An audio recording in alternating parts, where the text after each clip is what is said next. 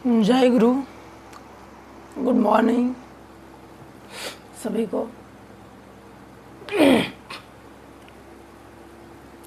तो हम लोगों का जो टॉपिक है वह है सकारात्मक सोच के साथ हम लोगों को आगे बढ़ते रहना है। सकारात्मक सोच पर एक हम छोटी सी कहानी सुनाता हूँ। एक बार नेल्सन मंडेला जब 6-7 वर्ष के थे तो एक गुब्बारा वाला सभी दिन गुब्बारा बेचने के लिए आया करते थे। तो गुब्बारा वाला क्या करते थे कि पहले कुछ गुब्बारा को ऊपर छोड़ दिया करते थे, तो बच्चों देखते थे, दौड़ कर आते थे। नेल्सन मंडेला के पास पैसा नहीं हुआ करता था, वो भी आकर बगल में खड़े हो जाते थे। नेल्सन मंडेला एक दिन प्रश्न किए गुब्बारे वाले अंकल से कि अच्छा अंकल बताइए, ये लाल गुब्बारा उड़ रहा है, उजला गुब्बारा उड़ रहा है, बैंगनी गुब्बारा उड़ रहा है, क्या काला गुब्बारा भी उड़ सकता है?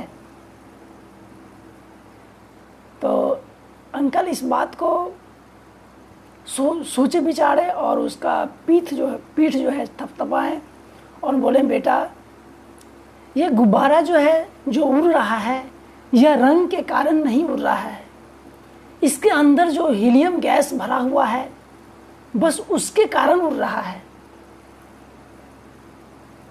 बोले बेटा तुम भी कुछ भी कर सकते हो, तुम भी कुछ भी बन सकते हो, बस तुम्हें करना होगा, फिर तुम कुछ भी बन सकते हो।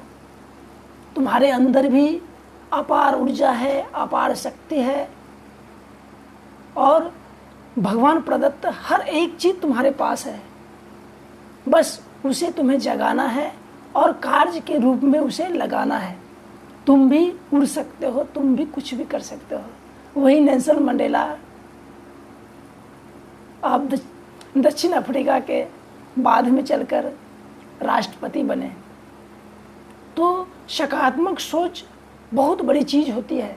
हमें हर हमेशा सकारात्मक रहना चाहिए और जो भी नेगेटिव पर्सन है उनसे हमेशा दूरी ही बनाकर रहना चाहिए, क्योंकि जो लोग नेगेटिव विचार देते हैं वह लोग जो है किसी काम को करना नहीं चाहते हैं, क्योंकि वह हर चीज़ में कमियां ढूंढते हैं और कमी जो ढूंढते हैं वह व्यक्ति एक तरह से टाल मटोल की ज़िंदगी जिया करते हैं, वह व्यक्ति फांकीबाजी की ज़िंदगी जिया करते हैं। तो उन लोगों से जितना दूर रहा जाए उतना अच्छा है। वह व्यक्ति ऐसे होते हैं कि आपके अंदर 100% अच्छाई है, आप 100% में 99% अच्छाई है, लेकिन एक भी % अगर गलतियां हैं तो उनकी नज़र वहीं पर जाती है, आपके 99% जो अच्छी चीज़ है उस पर उनका ध्यान नहीं जाता है। तो इसलिए ऐसे व्यक्ति से मतलब दूरी बनाकर रहना चाहिए, क्योंकि वो हतोत्साहित करते हैं, मनोबल को तोड़ता है। तो हमें सबसे पहले ज़रूरत है किसी भी कार्य को अगर हम अपने हाथ में लिए हैं तो उसे सच्चाई से करना चाहिए और सच्चे व्यक्ति बनकर करना चाहिए। और सच्चे व्यक्ति बनने के लिए हमें साहस की ज़रूरत होती है। और साहस कब आएगा? जब हम किसी कार्य को समझते हैं, जानते हैं, उसके बाद आती है और उसमें लग जाते हैं। और हर एक काम में, जो भी काम है उसमें अगर आपको सफलता चाहिए तो सफलता के लिए हमें उस कार्य के प्रति प्रेम चाहिए।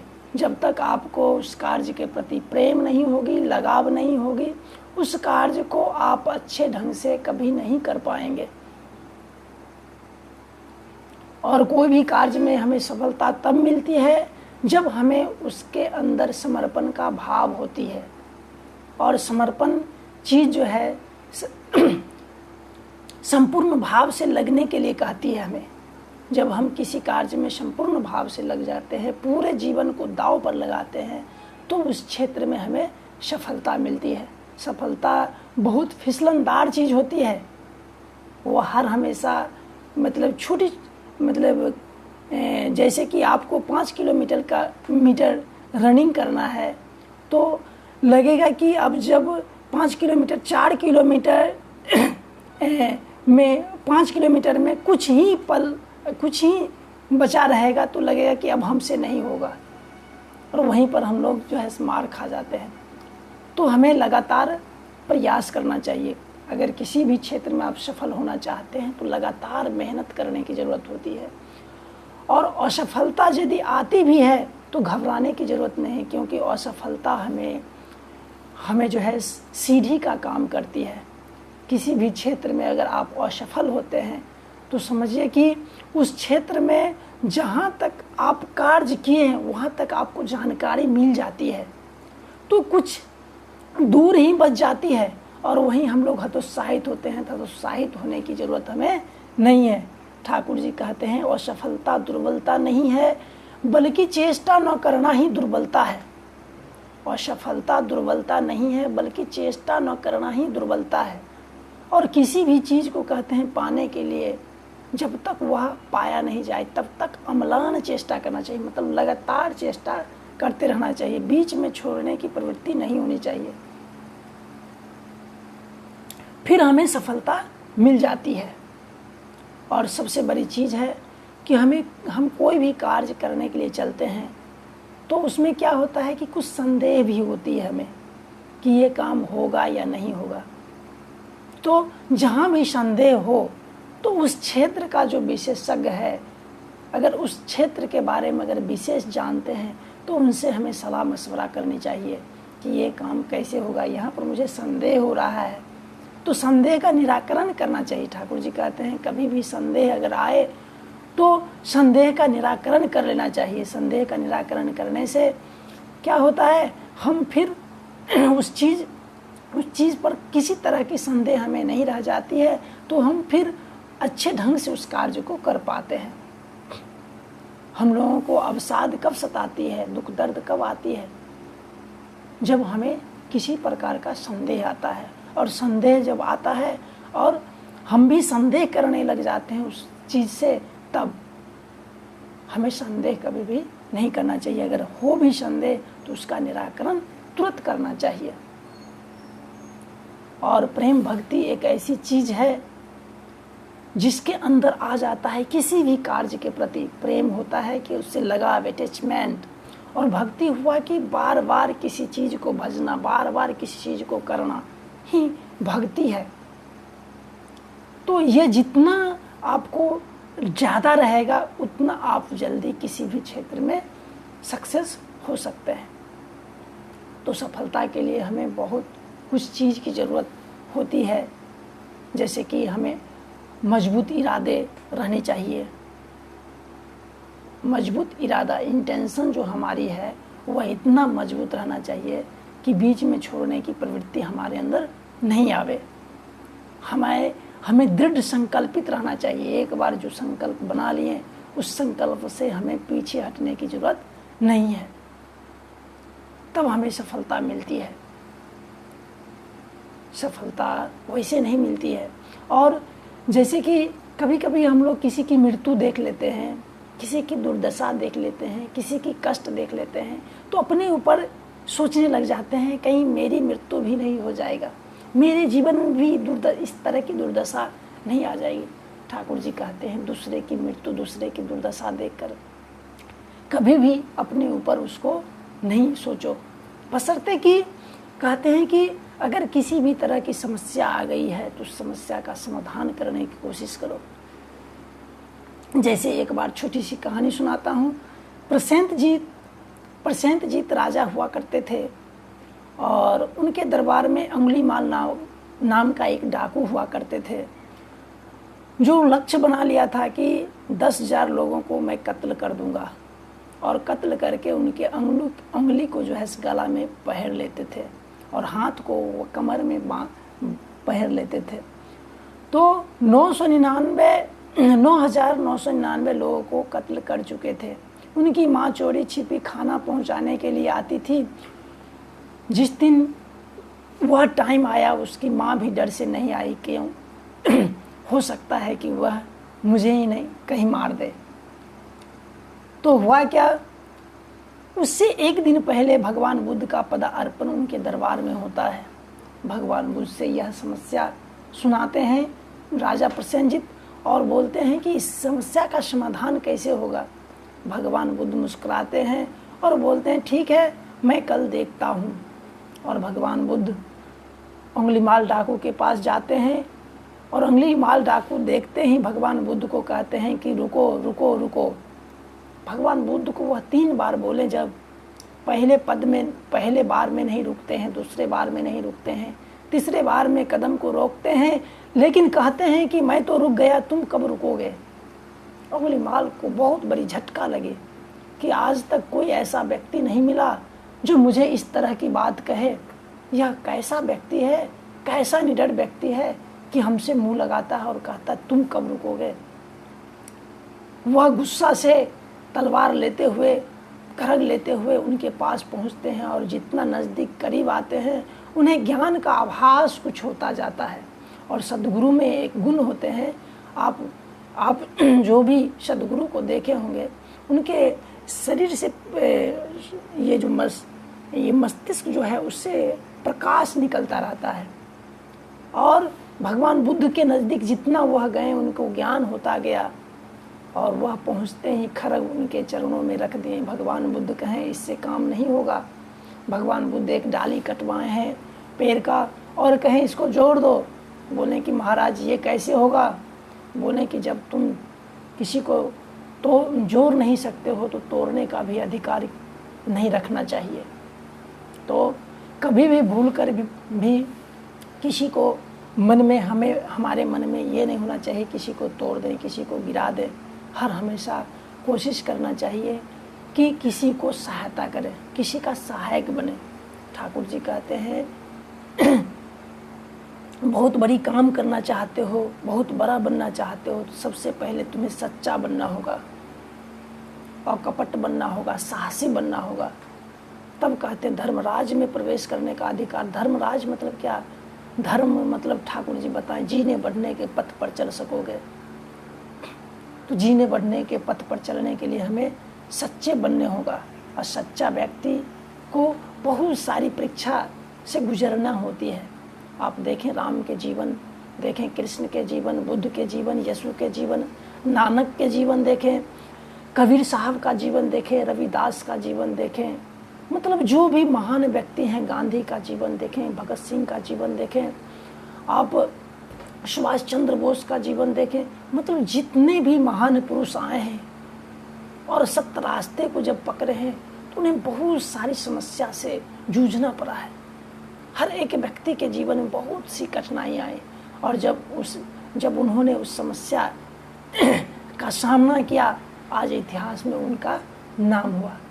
तो भगवान बुद्ध वहाँ पर उनके जीवन में परिवर्तन कर देते हैं अंगुलीमाल डाकू को और लेकर जाकर सभा में बैठा देते हैं। किस रूप में?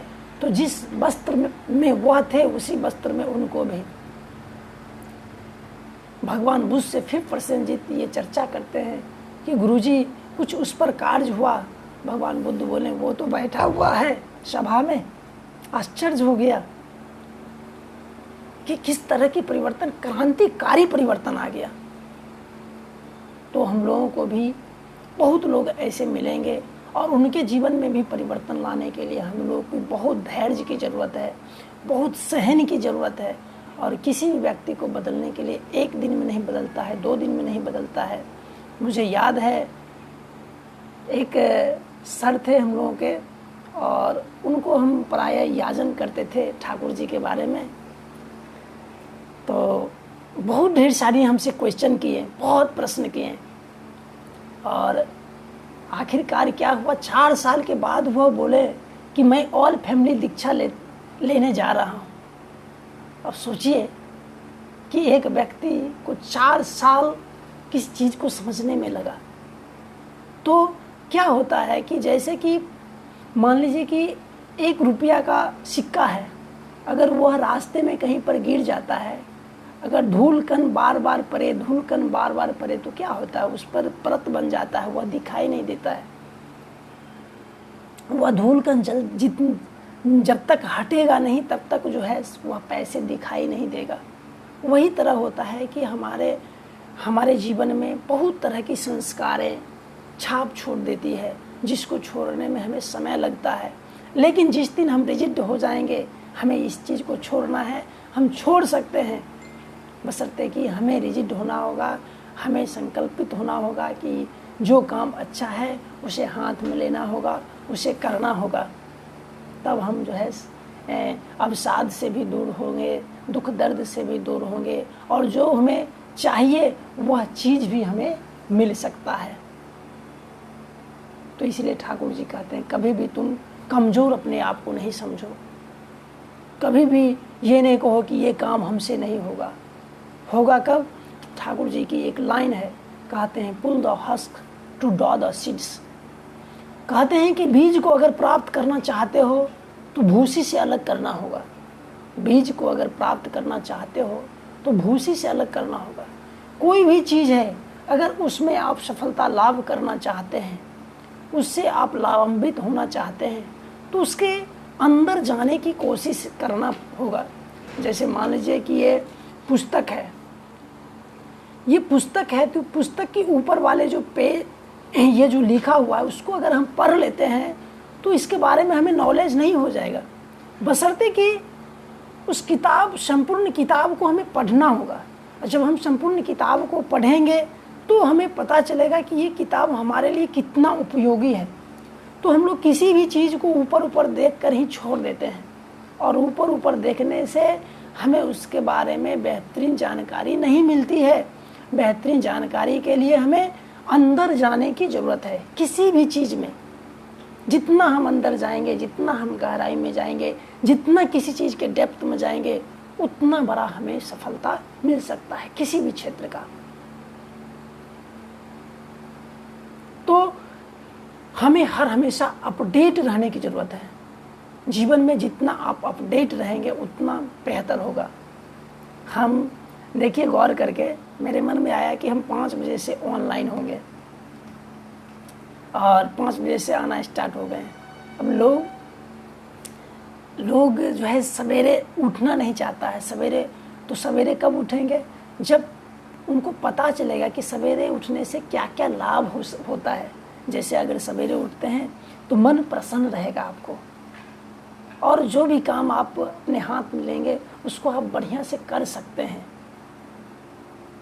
हमारे ऋषि महर्षि जो थे वह 3 बजे सब भोरे उठते थे, 3 बजे सुबह में ही उठ जाते थे। तो क्यों उठते थे? इसलिए कि हमारे दादाजी लोग भी बोलते थे कि सवेरे 3 बजे से 5 बजे तक भगवान जो है ज्ञान बांटने आते हैं। और वास्तव में सुबह में जो आप पढ़ते हैं, सुबह में जिस चीज़ का अध्ययन करते हैं वह हर हमेशा आपके दिमाग में रहता है। तो सवेरे उठना चाहिए मनुष्य को, और नित्य क्रिया से निवृत्त होकर कुछ टहलना चाहिए, कुछ वॉकिंग करना चाहिए, कुछ दौड़ना चाहिए, कुछ व्यायाम करना चाहिए। इससे शरीर स्वस्थ रहता है। और अभी कम से कम 2 गिलास जो है खाली पेट हो या बाथरूम जाने से पहले कम से कम 2 गिलास शुष्क गर्म पानी पीना बहुत ज़रूरी है स्वास्थ्य के लिए। अगर आप पीते हैं सुबह भी पीजिए और शाम में भी खाली पेट में पीजिए, इससे आप स्वस्थ रहेंगे। पहले के लोग गर्म पानी पिया करते थे। पहले के लोग, हर एक व्यक्ति डॉक्टरे हुआ करते थे, हर हमेशा समझाते थे ये नहीं खाना चाहिए, ये नहीं पीना चाहिए, हर हमेशा बताते थे। आज के जो लोग हैं खुद ही नहीं मान पाते हैं कि ये मतलब जो नहीं खाना चाहिए वह खुद ही खाते हैं। तो आपको क्या सलाह और मशवरा कर सकते हैं कि बेटा ये नहीं खाओ, ये नहीं पियो। तो गर्म पानी पीने से आपका जो जठर अग्नि है वह जो है और मजबूत होता है, और उसका जठर अग्नि जो है और भी एक्टिव होता है। तो जो भी आप उसके बाद जो खाना देते हैं बॉडी में, तो वह जो है पचाने का बढ़िया से काम करता है तो हम आप स्वस्थ रहते हैं। तो भाई हम प्रत्येक दिन करना चाहिए, माइंड को फ्रेश रखना चाहिए। आप चाहते हैं लॉन्ग लाइफ, आप चाहते हैं लंबी आयु, तो कोशिश करें सुबह में कुछ न कुछ व्यायाम जरूर करें, कुछ न कुछ चहल पहल शरीर का होना चाहिए जिससे आप स्वस्थ रहेंगे। क्योंकि कुछ भी आप प्राप्त करना चाहते हैं, जीवन में कुछ भी करना चाहते हैं, तो सबसे पहले फर्स्ट ऑफ ऑल ज़रूरत है आपको स्वस्थ रहना। जब आप स्वस्थ रहेंगे तभी आप जो है किसी भी कार्य को अच्छे ढंग से कर भी सकेंगे। अब जीवन के कार्य क्षेत्र में आप जब बढ़ते हैं किसी भी क्षेत्र में, तो आपसे गलतियां कुछ होती है, तो गलती से डरे नहीं। जो काम करता है उनसे ही गलती होती है। जो काम नहीं करेगा, जो निठल्ला रहेगा, उससे क्या गलती हो सकता है। जो कंफर्ट जीवन जीता है उससे क्या गलती हो सकता है। जो कर्म करता है उनसे ही गलती होती है।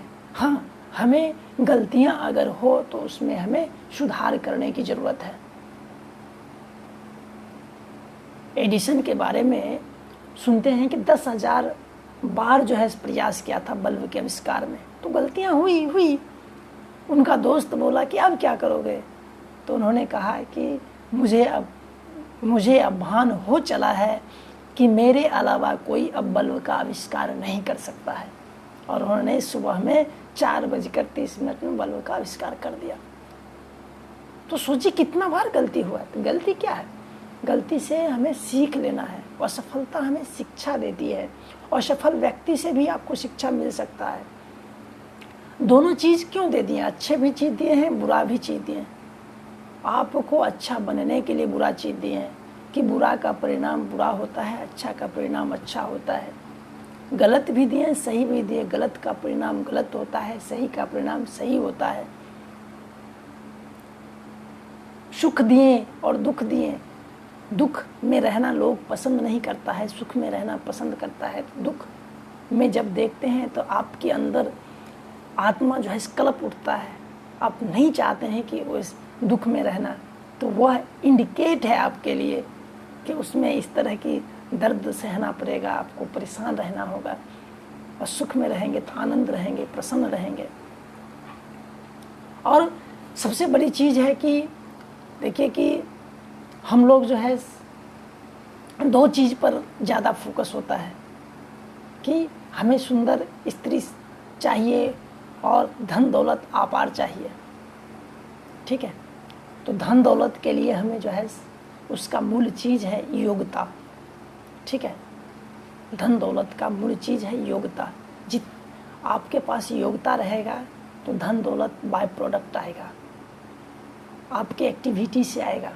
तो सबसे पहले कोशिश करें, जैसे अगर स्टूडेंट लाइफ है तो उस समय हमें पढ़ाई करना है तो बेहतर ढंग से पढ़ाई करें, ताकि हम योग्य बन सकेंगे। योग्य यदि बन जाएंगे तो निश्चित रूप से आपको सफलता मिले। किसी भी क्षेत्र में कोशिश करें, सबसे पहले उसे अच्छा ढंग से जानकारी ले, अपडेट रहें। देखें, पहले के जो गुरु जी हुआ करते थे वह वर्तमान को देखकर शिक्षा देते थे ताकि फ्यूचर में उसे लाभ हो। आज की डेट में सिर्फ पैसा की प्रधानता है लोगों को।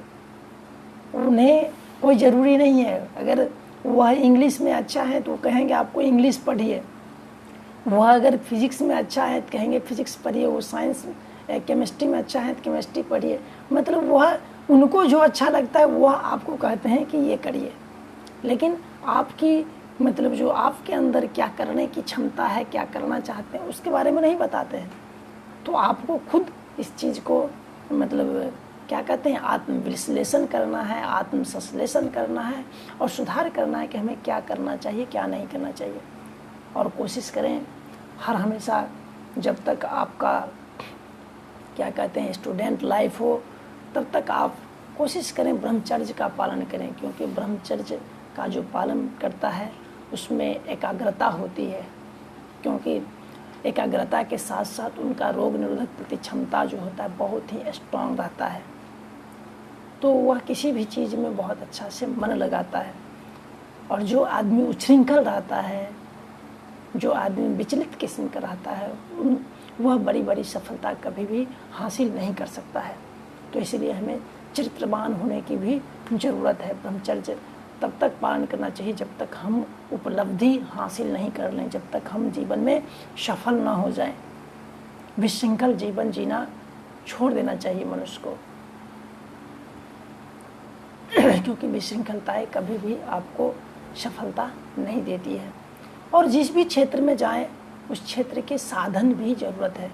टूल्स रखें अपने पास, जो भी आपको की आवश्यकताएं की चीज़ है वह आपके पास होनी चाहिए, तब आपको सफलता मिलता है। दूसरा नंबर क्या कि आप नकल करने की प्रवृत्ति रखें। जिस क्षेत्र में जाना चाहते हैं, जैसी संगति चाहते हैं, वैसे व्यक्ति में अगर जो भी गुणवत्ता है उसको आप कोशिश करें अपने अंदर गैन करें। गुण अगर गैन करेंगे तो गुणवान बनेंगे। कमी को ढूंढने वाला कभी भी महान नहीं हुआ है, वह रोड किनारे पर जाता है। जो लोग सभी चीज़ में कमियां ढूंढते हैं, एक दिन वह दरकिनार हो जाते हैं, कोई पूछने वाला उनका नहीं रह जाता है। वह एक दिन मृत्यु भी चाहते हैं तो मृत्यु जल्दी नहीं मिलता है। तो हमें हमेशा दूसरे में गुण देखना है। गुण से आप गुणवान बनेंगे, अच्छे बनेंगे, कर्मनिष्ठ बनेंगे, योग्य बनेंगे।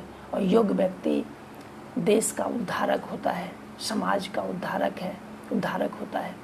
आप कोशिश करें ऐसा व्यक्ति बने कि आप पथ प्रदर्शक का काम करें। आप जिस भी क्षेत्र में हैं, हर क्षेत्र में देखें, ध्यान दें। गुरु कई प्रकार के होते हैं। हम लोग जैसे कि प्राइमरी एजुकेशन लिए थे तो वहाँ भी एक टीचर पढ़ाए थे। जब मिडिल क्लास में गए तो अलग टीचर से हमें शिक्षा मिली। जब हम इंटर यानी कॉलेज गए तो एक महाविद्यालय में गए, अलग टीचर से हमें शिक्षा मिली। जब हम यूनिवर्सिटी में गए तो अलग टीचर से हमें शिक्षा मिली। तो शिक्षा जो है कई अन्य शिक्षक से हमें लेना पड़ा। तो जीवन में गुरु कई प्रकार के होते हैं, लेकिन एक गुरु होते हैं आध्यात्मिक भी, स्पिरिचुअल, जो आपको आत्म संबंधित ज्ञान प्रदान करते हैं। और आत्म संबंधित ज्ञान जो है आपको आपके अंदर मनुष्यता लाते हैं। लोग कहते हैं ना सत्संग मतलब क्या? सत्संग मतलब लोगों की भीड़ नहीं होती है। सत्संग मतलब होता है सत्य व्यक्तियों का संग, जहाँ हमें सत्य के प्रति आस्था होती है, सत्य से हमें प्रेम होती है, सत्य कार्य करने का हमारे अंदर जो है अभिलाषा जगती है, प्रेम जगता है, सत्य के प्रति हमें श्रद्धा होती है, वही सत्य है। और सत्य ऐसी चीज़ है जो आपकी एग्जिस्टेंस जो है, जो आपकी जो अस्तित्व है उसकी रक्षा करती है। और सत्य आपकी रक्षा नहीं करती, और सत्य आपको कभी भी मार खिला सकता है।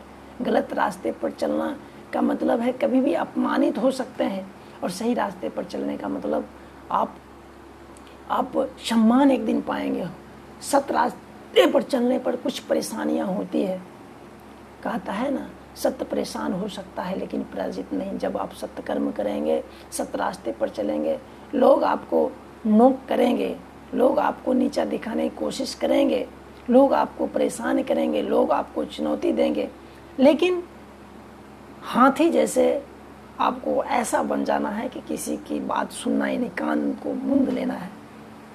ठीक है, तब आप जो है सफलता लाभ कर पाएंगे जीवन में। अन्यथा सफलता में अगर जो आदमी रुक जाता है, छोटी छोटी बातों में उलझ जाता है, लड़ाई झगड़ा में फंस जाता है, तो वह बड़ी बड़ी चीज़ को छोड़ देता है। तो कभी भी हमें कभी भी उलझना नहीं। महान व्यक्ति जो है महान व्यक्ति का फॉलो करता है। आप कोशिश करें, अगर सफल होना चाहते हैं, सफल व्यक्ति का जीवन पढ़ें। जो लोग सफल हुए हैं, जैसे मिसाइल मैन का जीवन पढ़ें, एपीजे अब्दुल कलाम का, बहुत ही रोचक जीवन है उनका। ठीक है, स्वामी विवेकानंद का जीवन पढ़ सकते हैं, राजा राममोहन राय का जीवन पढ़ सकते हैं, अन्य ने कई ऐसे व्यक्ति हैं, प्रेमचंद्र का जीवन पढ़ सकते हैं, रविन्द्रनाथ टैगोर का जीवन पढ़ सकते हैं, महात्मा गांधी का जीवन पढ़ सकते, सुभाष चंद्र, बहुत ऐसे व्यक्ति हैं जो जीवन में कैसे आगे बढ़े, वो अपनी समस्या का कैसे समाधान किए, मतलब रास्ता में आए समस्या का। तो वह जब आप पढ़ेंगे तो आपको सारी जानकारी मिलेगी। कभी भी आप अपने जीवन को हल्के में नहीं लें। यह जीवन जो मिला है, आप एक तरह से समझिए कि रंगमंच पर हैं। रंगमंच समझते हैं ना, जैसे कि कोई भी किस चीज़ में ड्रामा जो खेलता है, तो हर एक व्यक्ति को हर एक मतलब अभिनय करने का पात्र होते हैं। तो जो जिस तरह का पात्र बनते हैं उन्हें उस तरह के मान सम्मान मिलता है। तो हम लोगों को भी जो है हम लोग भी समझिए कि रंगमंच पर है, तो हम जैसा अभिनय करेंगे, जैसा एक्टिविटी दिखाएंगे, अगली पीढ़ी के लिए हम उस तरह का जो है व्यक्ति हो जाएंगे, मतलब पथ प्रदर्शक का काम करेंगे। तो कोशिश करेंगे इस रंगमंच पर ऐसा एक्टर बने कि आपसे आपके परिवार के बच्चे को शिक्षा मिले। जैसे आपके छोटे भाई हो, बगल के छोटे भाई बहन हो, उनको आपसे प्रेरणा मिले। बहुत लोग कहता है कि पढ़ लिख कर कुछ नहीं होने वाला है, तो उसमें वह क्यों कहा, उसका क्या कारण है। बहुत ऐसे बगल के व्यक्ति होते हैं, पढ़ लिख लेते हैं, डिग्रियां ढेर सारी ले लेती हैं, लेकिन सफलता लाभ नहीं कर पाते हैं। तो उनको होता है कि वो लोग इतना पढ़ा लिखा, कुछ किया ही नहीं, तो मुझे पढ़ कर क्या होगा। तो हमें, अगर हम शिक्षा ग्रहण किए हैं, किसी भी तरह की शिक्षा, कोशिश करें उसमें इम्प्लीमेंट करें। इम्प्लीमेंट करने मतलब उसको कार्य में लगाएं। कार्य में लगाने से वहाँ से सफलता लाभ ले सकते हैं आप। बैठे नहीं, कोई भी काम आप करें। जैसे कि मान लीजिए कोई बीए मैथमेटिक्स से किए हैं, तो बीए मैथमेटिक्स किए हैं और घर में बैठ जाते हैं, तो उनसे क्या लोगों को शिक्षा मिलेगा। आज ऑनलाइन लोग क्लास देता है, आप ऑनलाइन क्लास मैथमेटिक्स का देना स्टार्ट कर दीजिए। आप मैथमेटिक्स में एक तरह से कुछ लोगों के लिए हीरो बन जाएंगे। आप उसी से बहुत ढेर सारे पैसा ऑनलाइन भी आज लोग ऑनलाइन, अभी जैसे कोरोना काल है तो ऑनलाइन ही सारा कार्य हो रहा है। तो कोशिश करें मैथमेटिक्स को इम्प्लीमेंट करें, आप अपने जीवन में उसको उतारें, लोगों को बताएं, लोगों को जानकारी दें। मोबाइल से भी दे सकते हैं। अभी जैसे मोबाइल से ही आपको कुछ जो मेरे पास है कुछ कोशिश करते हैं कि लोगों को दे, तो दे रहे हैं। तो मोबाइल से बहुत काम हो सकता है। आप साहित्य का नॉलेज रखे हैं, माने साहित्य से बीए किए हैं, लोगों को साहित्य के बारे में जानकारी दें। मतलब जिस क्षेत्र में आप विशेषज्ञता हासिल किए हैं उसे अपने पास मत रखें।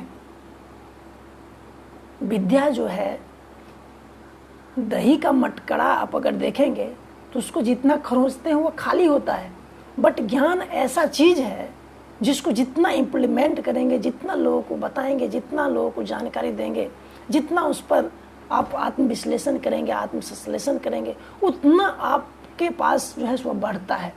तो कोशिश करें उसको बढ़ाएं, उससे खुद भी लाभ लें, दूसरों को भी लाभ दें।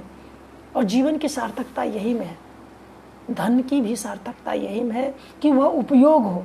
नहीं तो धन की 3 गति है, दान, भोग, नाश। या तो दान कर दीजिए, या तो उसको भोग कर लीजिए, नहीं तो तीसरी गति जो है नाश होती है। तो विद्या सबसे बड़ी धन होती है मनुष्य को, जो गुप्त होती है, जो भाई भी उसका बंटवारा कभी नहीं कर सकता है, वह ऐसा गुप्त चीज़ है। तो उसको उपयोग करेंगे तो आपको भी लाभ होगा और आपके अगले पीढ़ी को भी लाभ हो सकता है। तो कोशिश करें उसका इम्प्लीमेंट करने की हर हमेशा तत्पर रहें। ध्यान रखें, जब तक आप सफल नहीं होते हैं, जब तक आप सक्सेस नहीं होते हैं, तब तक कोशिश करें कि लड़की जो होती है, लड़कियां जो होती है, माँ वर्ग जो होती है, उनसे कोशिश करें दूरी बनाए आप, क्योंकि वो एक अट्रैक्शन का केंद्र होते। देखिए पहले के लोग जो है ना, पहले के जो लोग होते थे उनको जो है सफलता में जो है बाधा पहुंचाने के लिए अप्सराएं आया करती थी। आज की डेट में कदम कदम पर अप्सराएं हैं, कदम कदम पर आपको ऐसे लोग मिल सकता है जो आपको सफलता में नुकसान पहुंचा सकता है। तो कोशिश करें दूरी बनाएं। और हम तो कहते हैं कि हम लोग जो है क्या कहते हैं, जब मार्केटिंग लाइन का नॉलेज ले रहे थे, उसमें बताया गया था कि 2 चीज़ पर जीवन में हर हमेशा ध्यान रखना चाहिए। उसमें कार्डिनल्स रूल्स बताया जाता था।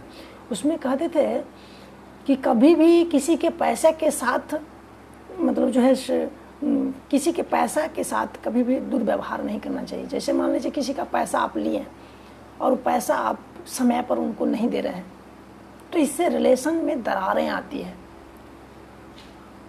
तो पहला पैसा के साथ और दूसरा बोले किसी के चरित्र के साथ। चरित्र जो है, अगर आप महिलाएं हैं चाहे पुरुष हैं, कोशिश करें किसी के चरित्र के साथ कभी खिलवाड़ न करें। पैसा और चरित्र 2 चीज़ ऐसा चीज़ है कि आपको कभी भी गिरा सकता है। अगर इसमें आप स्ट्रांग हो जाते हैं, इसमें आप मजबूत हो जाते हैं, तो निश्चित रूप से किसी भी क्षेत्र में आपको सफलता मिल सकता है। तो कुछ ऐसी चीज़ है जिसे हमें नहीं करना चाहिए तो नहीं करना चाहिए, और कुछ ऐसी चीज़ है जो हमें करना ही चाहिए, तो हर हाल में उसे करना है। आदत को डेवलपमेंट करना है। आदत एक दिन में किसी कार्य को करने में नहीं बनता है। हर कोई भी काम जो है, जैसे बच्चे को ही स्कूल पर शुरुआत में भेजा जाता है, स्कूल नहीं जाना चाहता बच्चा, लेकिन उसको बार बार जब हम स्कूल भेजते हैं तो आदत लग जाती है, बच्चा जाना स्टार्ट करते हैं। अच्छी चीज़ भी लोगों को बुरा लगता है कभी कभी, लेकिन उसके अंदर जाने की हमें कोशिश करना चाहिए। जितना हम अंदर जाएंगे उतना हमें उस चीज़ से प्रेम होगा और वहाँ से हमें लाभ भी मिल सकता है। बस हमें प्रेम ज़रूरत है। तो कोशिश करना है कि देखिए, कोशिश करना है कि जैसे कि अभी हम लोग अभावग्रस्त हैं। अभावग्रस्त क्या, जैसे कोरोना काल चल रहा है, लोगों का काम धंधा ठप है। तो आप गौर करें कि कौन ऐसा, अभी के डेट में कौन ऐसा काम करें जिसमें हमें कुछ उपार्जन हो सकता है। करंट देखें, बहुत ऐसी काम है जो आज लोग ऑनलाइन मार्केटिंग करके भी मतलब जो है पैसे कमा रहा है, कुछ अर्जन कर रहा है, अपने परिवार को चला रहा है। तो आप मान लीजिए कोई भी काम करते होंगे लेकिन वह काम अभी बंद है, तो कोशिश करें उस जो ज्ञान आपके पास है उस ज्ञान को उस कार्य में लगाएं जहाँ से आपको कुछ सफलता लाभ मिल सकता है। आप बैठे नहीं रहें, बैठने से कभी भी किसी को कुछ नहीं मिला है जीवन में। और समस्या जब भी आती है, कोई भी समस्या, तो वह कुछ न कुछ लेकर भी आती है। जब हम समस्या का समाधान करने के लिए चलेंगे तो उससे हमें कुछ मिलता भी है। हर एक चुनौती, देखिए एक बार की बात है, अपने बारे में बताते हैं आपको कि हम शिक्षा से बहुत दूर चले गए थे 99 में, और 2004 की बात है कि एक आदमी ऐसा डिस्कस किया कि तुम कभी पढ़ नहीं सकते हो अब।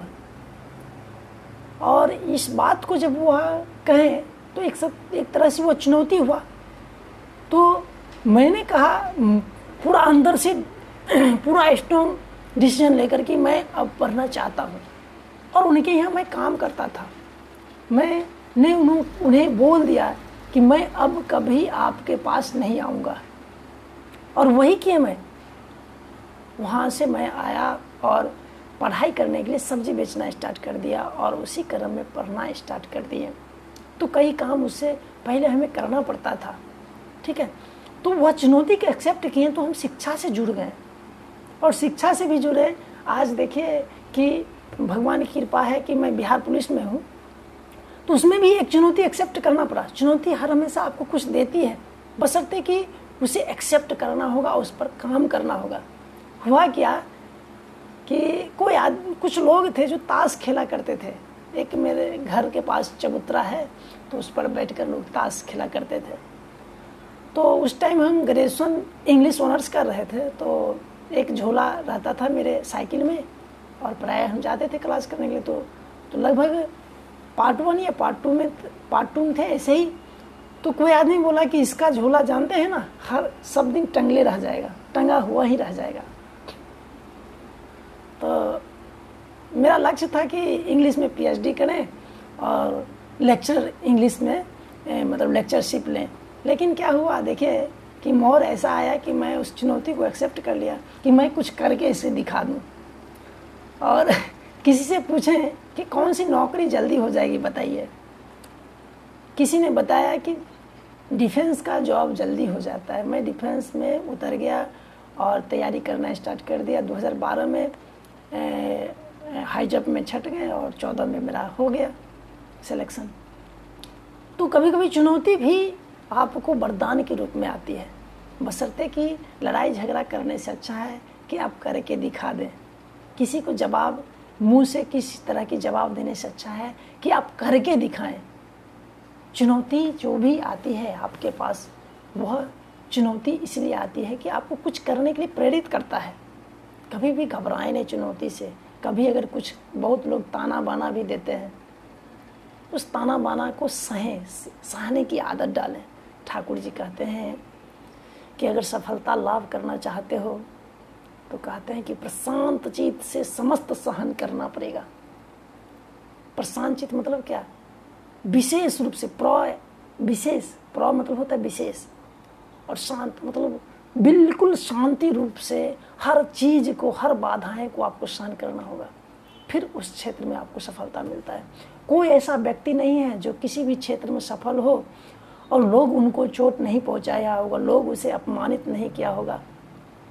अमिताभ बच्चन को उनके आवाज़ के लिए अपमानित किया गया था ऑल इंडिया रेडियो के द्वारा, अपमानित किया गया था, लेकिन आज देखिए अब अच्छा अभिनेता हैं, महानायक बन गए। हर एक व्यक्ति को जो है ना लोग, और देखिए जो लोग चोट भी पहुंचाता है, जो लोग आपको कुछ बोलता भी है, अपमानित भी करता है, देखिए वो भी पथ प्रदर्शक होते हैं। अगर वास्तविक रूप से अगर देखें तो देखिए, हम जब बिहार पुलिस में सिलेक्शन मेरा होने वाला था, मेरे मन में आया कि उस व्यक्ति से एक बार जाकर मिलूं जो कहा था कि तुम जीवन में कभी पढ़ नहीं सकते हो। लेकिन क्या कहें, मैं गया उनसे मिलने के लिए, लेकिन वह चरस का इतना आदी हो चुके थे कि दुबई से उनका बॉडी हेलीकॉप्टर से आया, मतलब पूरा ख़त्म, बर्बाद शरीर हो गया था। मृत्यु को शिकार कर गए थे मिलने के लिए, लेकिन वह मिल नहीं पाए। अब सोचिए कि वह व्यक्ति जो मुझे चुनौती दिया था कि तुम कुछ नहीं कर सकते हो, तुम पढ़ नहीं सकते हो, और उनकी चुनौती को एक्सेप्ट किए, मैं पढ़ाई से जुड़ गए हैं, यहाँ तक आज जॉब में हूँ, उनसे मिले गए, मिला नहीं व्यक्ति। आप गौर करके देखें ना, राम के जीवन में चुनौती आया कि जहाँ मिल रहा था राजगद्दी, वहाँ पर सुनने के लिए मिला कि 14 वर्ष का वनवास। अगर भाई में विद्रोह कर देते, लड़ाई झगड़ा कर लेते, तो क्या मर्यादा पुरुषोत्तम राम कहे जाते? नहीं, उन्होंने एक्सेप्ट किया, 14 वर्ष का वनवास ही एक्सेप्ट कर लिया, और 14 वर्ष वनवास एक्सेप्ट करने के कारण उन्हें मर्यादा पुरुषोत्तम राम कहा गया, क्योंकि रावण जैसे अत्याचारी उस समय थे जो लोगों को परेशान करते थे, उन पर वह सफलता लाभ किए, और भगवान के रूप में कैकेयी माता को हुआ था कि अब राम, जो प्रेम पहले मुझे राम से मिलता था अब नहीं मिलेगा, और सबसे पहले जाते हैं तो उन्हीं से गले लगते हैं, कहते माँ अगर तुम नहीं होती, तुम अगर वनवास नहीं मुझे भेजती, तो रावण जैसे अत्याचारी व्यक्ति को मैं मार नहीं पाता। तो आज जो ये सारी उपलब्धि मुझे मिली है वह नहीं मिलता। तो बोले बेटा तुम भगवान हो, भगवान भी आप बनेंगे। लोग बहुत तरह की बात आपको कहेंगे, कब कहेंगे? जब आप चुनौती को एक्सेप्ट करेंगे। ध्यान हर हमेशा रखें, आपको ताना बाना सुनने की आदत होनी चाहिए। लोग अपमानित करता है, आप अंदर से अपमानित कभी ना हो, वो आपको कुछ करने के लिए प्रेरित करता है। समझिए कि वो नोक कर रहा है, कोई आपको कुछ भी कह रहा है, आपके अंदर आग लगा रहा है कि आप कुछ करें, कुछ बने, और जीवन में कुछ करना है, कुछ बनना है अगर, तो हर एक चीज़ को आप सहन करने की कोशिश करें। हम एक मैसेज लिखे थे, उसमें दिए थे कि कभी कभी अभिशाप भी वरदान बन जाता है। तो देखिए ना गौर करके, कैकेयी माता उनको दिए थे अभिशाप, 14 वर्ष का वनवास, लेकिन वरदान के रूप में हुआ कि रावण जैसे अत्याचारी मरे। बहुत लोग उनका इंतजार कर रहे थे, वो लोग मिले उनसे। तो अभिशाप भी वरदान बनता है। कब बनेगा? जब उसको आप समझेंगे, अपने जीवन में इम्प्लीमेंट करेंगे, आत्मविश्लेषण करेंगे, आत्मसंश्लेषण करेंगे, तब, अन्यथा नहीं होगा।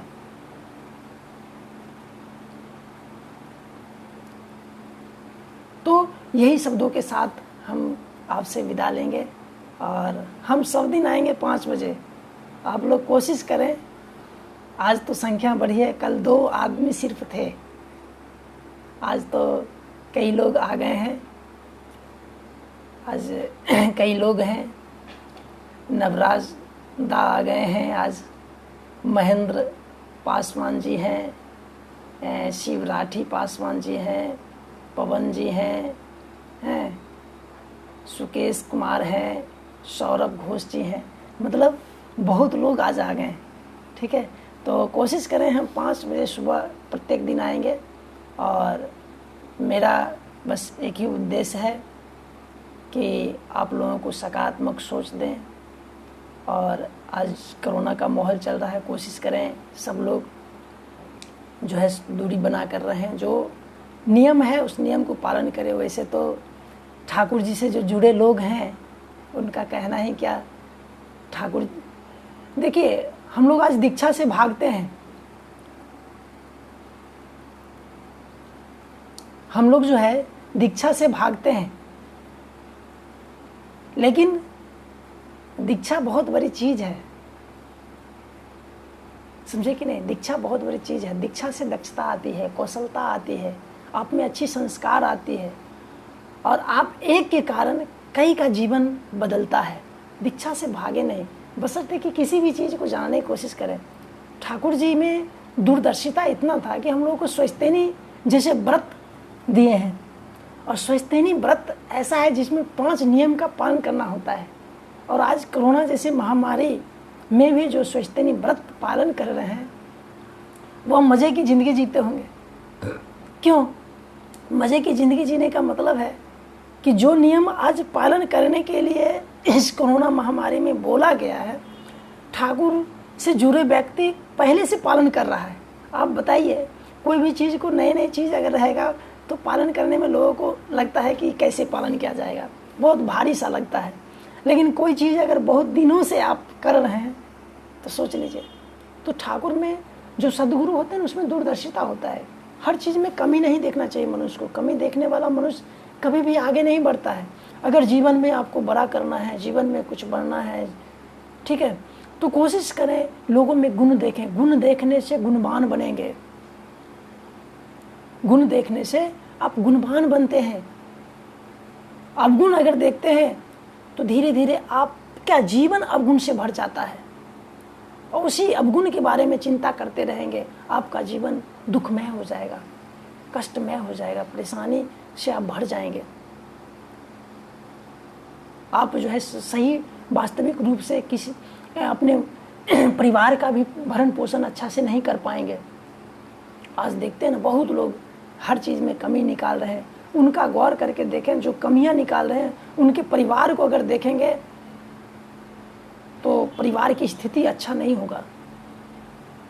लेकिन जो आदमी हर हमेशा दूसरों को अच्छी सलाह दे रहा है, अच्छी सलाह मशवरा कर रहा है, उनके परिवार में अगर जाकर देखेंगे तो उनका परिवार एक बेहतर परिवार होता है, एक सुंदर परिवार होता है। आपको अगर जीवन में चाहते हैं कि आपके साथ हमेशा अच्छा हो तो आपको अच्छा कर्म करना होगा, अच्छी चीज़ को जीवन में उतारना होगा। जब तक आप अच्छी चीज़ को जीवन में नहीं उतारेंगे, अच्छा कर्म नहीं करेंगे आप, तब तक आप अच्छा चीज़ आपके पास नहीं आएगा। कोशिश करें आप अच्छे बने, लोगों को अच्छे बनने में सहायता करें। आज बहुत लोग अभी भी कहते हैं कोरोना नहीं है, बहुत लोग कहते हैं कोरोना नहीं है। आज हम आरा भोजपुर के पास में जाइए, बक्सर में लाइन लगा हुआ है मृत्यु की। लोग जो है चलाने के लिए लाइन में खड़े हैं। पटना में भी यही हालत है। तो आप मतलब जो है किसी को ऐसा मैसेज नहीं दें जिस मैसेज से आपको भी नुकसान हो और दूसरे को भी नुकसान हो। आज अच्छे अच्छे लोग को देखते हैं मतलब कहता है कि कोरोना हो गया है, उसका हार्ट ही फेल हो जाता है, बहुत तरह की प्रॉब्लम है। तो किसी को गलत मैसेज नहीं दें, हर हमेशा कोशिश करें वास्तविकता से परिचय करवाएं लोगों को। जो सही जानकारी वही दें, जो आप जानते हैं उसके बारे में ही आप बताएं। जिस चीज़ के बारे में आप नहीं जानते हैं उसके बारे में कुछ भी प्रकाश नहीं करें। मेरे गुरुजी कहते हैं कि जिस विषय में आप नहीं जानते उस विषय में कुछ भी प्रकाश न करें। जो जानते हैं उसी चीज़ के बारे में बताएं। ठाकुर जी हम लोगों को बचने के लिए 5 चीज़ दिए हैं। यजन, याजन, इष्टवृत्ति, स्वस्तिनी, सदाचार। यजन मतलब बोले हैं सर्वांगिक विकास। एक मनुष्य तभी कुछ कर सकता है, तभी कुछ बन सकता है जब उसका सर्वांगिक विकास होगा। हर तरह से वह दक्ष होगा, हर तरह से वह कुशल होगा, जीवन को करीब से समझेगा, योग्य बनेगा। क्योंकि ठाकुर जी कहते हैं योग्यता नहीं दावी करे दुर्गति में वही मरे। जिस व्यक्ति को योग्यता नहीं है वह किस चीज़ पर दावी कर रहा है, आज हो, कल हो, परसों हो, उसे दुर्गति भोगना होगा। दूसरी चीज़ है याजन। कहते हैं कि अगर तुम जग गया है, तुम अपने परिवार को अगर अच्छा से चला रहा है, तुम अपने संसार को अच्छा से अगर ले चल रहे हो, तो दूसरे को संसार को भी कोशिश करो अच्छा बनाओ। दूसरे के जीवन में भी खुशियाँ दो, दूसरे के जीवन में भी 4 चांद लगाओ। यही है याजन। लेकिन हम लोग भागते हैं बस वास्तविकता से दूर हटने के कारण। और तीसरा है इष्टवृत्ति। कहते हैं कर्मनिष्ठ बनो, कर्तव्य कर्म करो। तुम्हारा क्या धर्म है? धर्म मतलब लोग समझ गया है हिंदू, मुस्लिम, सिख, ईसाई, बौद्ध, क्रिस्तान। ये धर्म नहीं है, ये तो एक संप्रदाय है। ठाकुर जी कहते हैं धर्म जीना बढ़ना ही धर्म है। जियो और लोगों को जीने दो। महावीर, जैन महावीर कहते हैं जियो और लोग जीने दो। तो हर एक सदग्रंथ पढ़ें ना आप रामायण पढ़ें, महाभारत पढ़ें, गीता पढ़ें, कुरान पढ़ें, बाइबिल पढ़ें, वेद पढ़ें, जो भी धर्मशास्त्र है, गुरु ग्रंथ साहिब पढ़ें।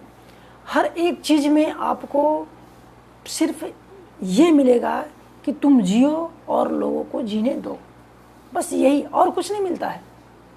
हाँ, जो वास्तविक रूप से पढ़ते हैं। तो तीसरा बोले ठाकुर जी इष्टवृत्ति मतलब कर्म करने के लिए। इष्ट मतलब होता मंगलमय देवता, वृत्ति मतलब भरण पोषण। आप जिस मंगल देवता को पकड़े हैं उनका भरण पोषण करें। तो भरण पोषण कैसे होगा? सिर्फ इष्टवृत्ति सुबह सुबह कर देंगे तो भरण पोषण नहीं होगा। मनुष्य को अच्छा बनाना होगा। ठाकुर जी कहते हैं लोगों को दीक्षा दिलाना होगा, दीक्षित करना होगा, संस्कारी बनाना होगा, कुशल बनाना होगा। जीवन क्षेत्र में वह कैसे अपने आप को एडजस्ट करे, कैसे समस्या का समाधान करे, उस तरह की कौशलता को आपको डेवलपमेंट करना होगा। सिर्फ इष्टवृत्ति हम पैसे रख देंगे ठाकुर जी के लिए, इससे नहीं होगा। पैसे तो आपको समर्थवान बनाता है। हमको याद है कि इष्टवृत्ति हम 50 पैसा से 2008 में स्टार्ट किए थे। उस टाइम मेरा इनकम का स्रोत मात्र 350 रुपया मंथली था। और जब इस चीज़ को रेगुलर किए तो क्या हुआ कि मेरा इनकम बहुत ही लगभग 17-18 हज़ार तक चला गया। क्योंकि उस टाइम 2-3 ट्यूशन पढ़ाते थे, उसके बाद ढेर सारे ट्यूशन वाले लोग हमसे कंसल्ट करने लगे। और जहां हम 1-150 में पढ़ाते थे, 2-2 हज़ार लोग देने के लिए तैयार हो गए थे कि 10 मिनट भी टाइम दीजिए। तो वह योग्यता सबसे बड़ी चीज़ है। और योग्यता अभिनय से आएगा। आप एक्टिंग जब करेंगे, जब किसी चीज़ को जानने की कोशिश करेंगे तब आएगा। एक बार हम अपने ऋतिक देवता से कहे थे कि दादा कहाँ हमको आप ले आए कि लोग जैसा एंजॉय मेरा दोस्त लोग लेता है मैं नहीं ले पा रहा हूँ। बोले बेटा बहुत अच्छा कहा, लेकिन एक बात बताऊँ बोले कि तुम जाते हो कहीं पर तो माइक तुमको धरा देता हूँ, तुम लोगों से कुछ बताते हो, कुछ समझाते हो, लेकिन तुम्हारा कितना दोस्त ऐसा है जो किसी को समझाने जाते हैं, किसी को बताने जाते हैं। तुम होम ट्यूशन पढ़ा रहे हो कई जगह, तुम्हारा दोस्त कितना है जो होम ट्यूशन पढ़ा रहे हैं, तुम मेरे घर में भी पढ़ा रहे हो। तो इस चीज़ से हमें बहुत शिक्षा मिला है इस बात से। तो जीवन में अगर गुरु ग्रहण करते हैं और वास्तविक जीवन से हमें परिचय होता है तो हमारा जीवन अच्छा होता है, दूसरा का जीवन नहीं। और आपके जीवन अच्छा होने से आपके परिवार का जीवन अच्छा होगा, समाज का जीवन, जितने लोग आपसे परिचित पात्र है, जिनसे लगाव है, उनका जीवन अच्छा होता है। तो इष्टवृत्ति मतलब कहें मंगलमय देवता का भरण पोषण। तो मंगलमय देवता ठाकुर जी का है लक्ष्य कि अधिक से अधिक लोग दीक्षित हो, अधिक से अधिक लोग संस्कारी हो।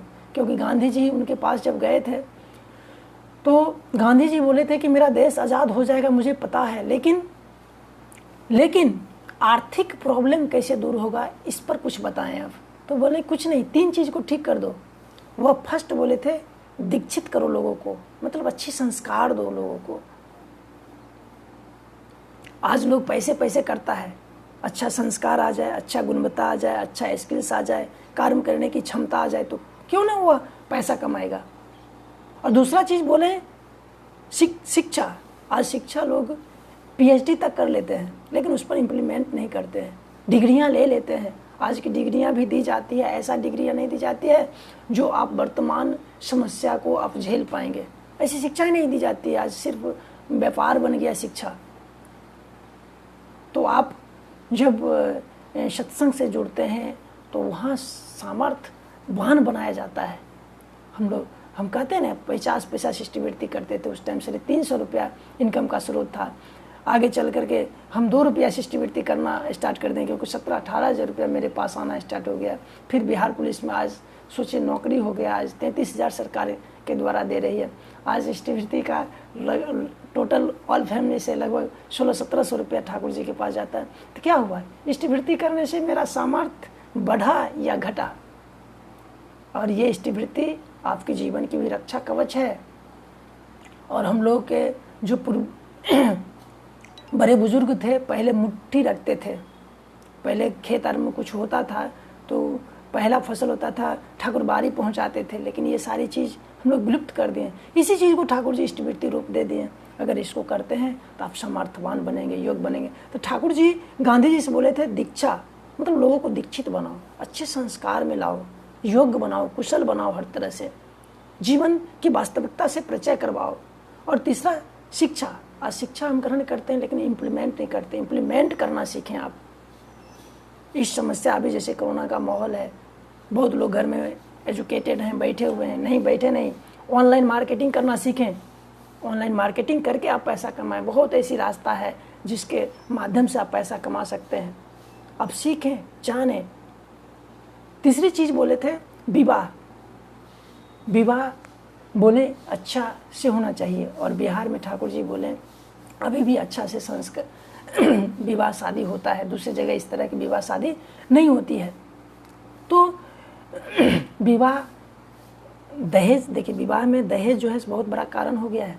दहेज के कारण आज कई माताएं की जान चल जाती है, कई माँ जहर खाती है, कई माँ आग लगा लेती है, कई माँ छत से कूद जाती है, ट्रेन से कट जाती है, तरह तरह की वेदना दी जाती है। तो कोशिश करें आप अच्छा संस्कारी बनेंगे तब ना एक दूसरे को समझ पाएंगे। जिससे कोशिश देखिए गौर करके, जिसको बैंड बजा कर ले जाते हैं घर में और उसका बैंड बजा देते हैं, एक दिन लोग उसको मारते हैं, कत्ल कर देते हैं। तो यही है कि हम स्वार्थ प्रवण हैं, हम अपने स्वार्थ को ही सिर्फ देखते हैं, दूसरे के स्वार्थ को हम देखना नहीं चाहते हैं। पहले लोग जो है उपहार स्वरूप कुछ दिया जाता था, आज डिमांड होता है 10 लाख लेंगे, 20 लाख लेंगे। ये सारे क्या है, हमारे संस्कार के जस्ट विपरीत चीज़ है। आज इस कारण जो है अच्छा लड़का को अच्छा लड़की से शादी नहीं होता है, अच्छी लड़की को अच्छा लड़का से शादी नहीं होता है। जैसे किसी लड़की को कोई लड़का मान लीजिए लाइक करता है, उनको लगता है कि मेरे लाइफ पार्टनर बहुत अच्छा हो सकता है, लेकिन उनका पिता बोल दे कि नहीं ये मतलब गरीब है, इससे शादी नहीं करेंगे, तो उनको अच्छा लड़की नहीं मिलेगा।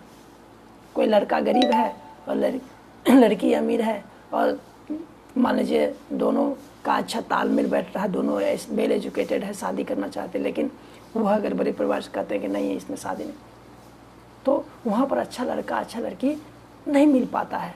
तो कोशिश करें अनुलोम विवाह, ठाकुर जी बोले करने के लिए। अनुलोम विवाह मतलब होता है कि लड़की का संस्कार और लड़के के संस्कार देखकर, ठीक है, और उसके बाद शादी होना चाहिए। इससे जो है अच्छा संतान संतति आएगा। सबसे बड़ी है विवाह का मतलब क्या, संतान संतति।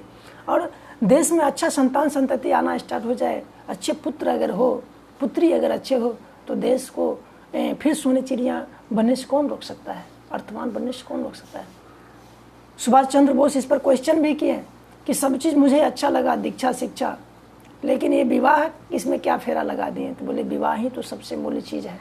अगर विवाह नहीं अच्छा से होगा तो अच्छे संतान संतति कैसे आएगा? अच्छा संतान संतति नहीं आएगा तो हर पोस्ट पर, हर जगह पर कौन बैठा हुआ है? कोई ना कोई तो व्यक्ति ही बैठा हुआ है। अगर वह योग्य नहीं हो, अगर कुशल नहीं हो, अगर दक्ष नहीं हो, अगर वह इथिक का जीवन में पालन नहीं करता हो, नैतिक नहीं हो, तो वह क्या करेगा? वह समाज को सही पथ प्रदर्शन नहीं कर सकते हैं, वह पथ प्रदर्शक का काम नहीं कर सकेगा। इसलिए बोले थे दीक्षा शिक्षा सुविवाह को बढ़िया बनाने के लिए, ताकि हमारा समाज अच्छा हो सकेगा। आज देखें गौर करके, पहले वर्ण व्यवस्था पर बांटा गया था कि जो जिस काम के लायक था उसको वह काम दिया गया था। आज जाति व्यवस्था जन्म ले लिया, जिसके कारण समूह बन रहा है। कोई ब्राह्मण ग्रुप बना रहे हैं, कोई दुसाध ग्रुप बना रहे हैं, कोई क्या कहते हैं मलाह ग्रुप बना रहे हैं, कोई क्या कहते हैं, मतलब जो जिस जाति से हैं वो अपना एक समूह बना रहे हैं। और हमको लग रहा है कि यह एक गृह युद्ध है, और ये गृह युद्ध को संभालने के लिए सद्गुरु शरणापन्न होना बहुत ज़रूरी है। एक केंद्र होना ज़रूरी है। जब केंद्र एक होगा तो सबका जीवन एक होगा। अगर ऐसे रहेगा तो फिर विच्छृंखल हो जाएगा। जैसे पहले देश जो है खंड विखंड हो गया था, लोग 200-300 वर्षों तक राज किया, फिर राज करेगा। तो हमें संगठित होना होगा, हमें वेल एजुकेटेड होना होगा, शिक्षा के महत्व को समझना होगा। शिक्षा का मतलब चरित्र निर्माण होता है। चरित्र का निर्माण कई चीज़ों मिलकर होता है। तो यही सारी बातें से बहुत समय हो चुकी है, तो हम आप लोगों से विदा लेते हैं। और आप लोग इसमें भाग लिए हैं, मेरा सहयोग किए हैं, इसके लिए आप लोगों को कोटि कोटि धन्यवाद देता हूँ। और इसी तरह आप सब दिन रहें। 5 बजे मैं सुबह सब दिन आऊँगा, और जो अच्छी बात लगेगी, जो नियम संगत होगा, उस पर चर्चाएं होगी। जय गुरु।